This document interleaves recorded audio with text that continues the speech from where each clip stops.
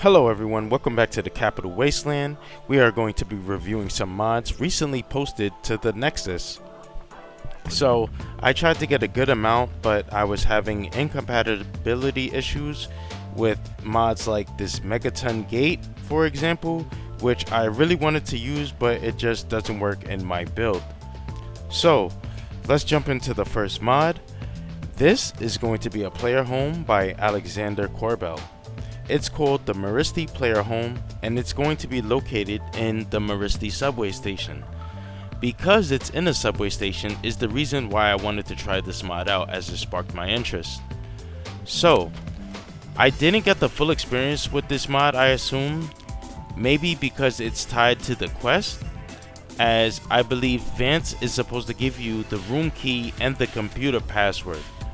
But because I wanted to test the mod out right away, I COC'd to the cell, and everyone inside was hostile toward me, including Vance. So after I dropped everyone inside, I looted the room key and whatever else Vance had, and went to open the apartment door. So once I got inside, you could see everything was working nice, but you needed a computer skill of 100 to hack the terminal. And the terminal is needed to purchase items for the room like rugs, decorations, and the bed. So, although Vance is most likely to give you the password after completing the quest and siding with him, I still think that a hacking skill of 100 is just too high for something like bed furnishings and things like that. So, in my opinion, the mod seems okay. I'm going to hold on to this and try it out later on a future playthrough. The next mod is Unimportant NPCs Settlers by Darkest Whisper 2.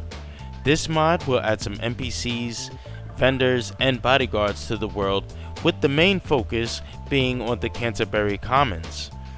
Most NPCs don't have much to say, nor are they individually named.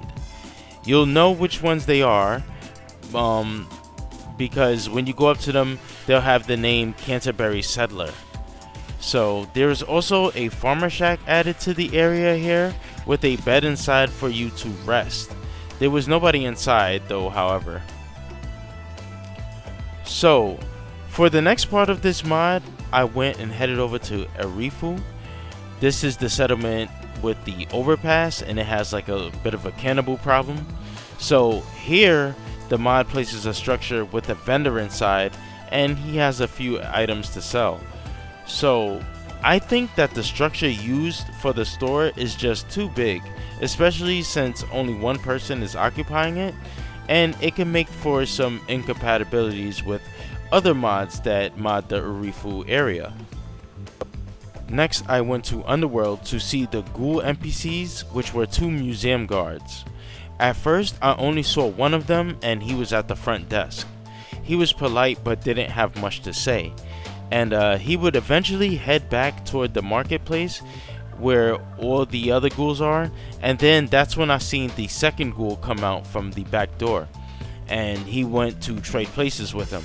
So I continued to follow the other ghoul to the back, the Underworld City area, and he just went to sit down with the other ghouls and take a break. So I think that it's really nice that they have a schedule and they just won't sit around in the same spot all day. And I think that the mod itself is okay, but the NPCs need more life to them and like better purpose, because the vendors, they just weren't selling anything useful. Next is the NSMP5 by NS97. This is going to add the item to the level list, so you can find it on NPCs and in the vendor shops. There's a few unique versions as well placed throughout the world, and you can find them on the mod's description page. So, on the description page as well, the author said that they were trying to keep the gun low quality so it could match the vanilla guns in the game. But this thing doesn't match it at all, in my opinion. I'm not complaining at all because I really like the look of this thing. So, it has iron sights, but it doesn't work properly on my end, as the gun kept moving over to the left whenever I was firing it. And when using this gun in third person, the bullets don't line up properly with the crosshair. So like the bullets will fly off like to the left of the crosshair as opposed to like actually flying through it. The gun itself is also very weak in combat, and it has this spread to it, so like the accuracy isn't great either. It does have custom sounds, however, and those are very nice and accurate. But I just think that the bad outweighed the good on this mod. So aesthetically, I think it looks great, but when it comes to actually using this thing, it's just not for me.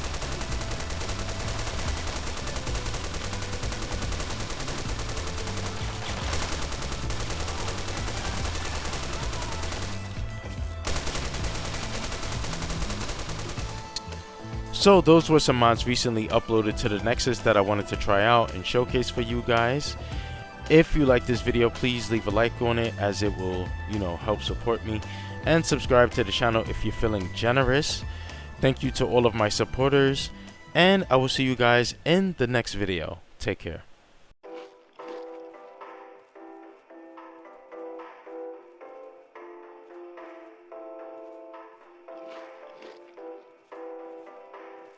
Hey.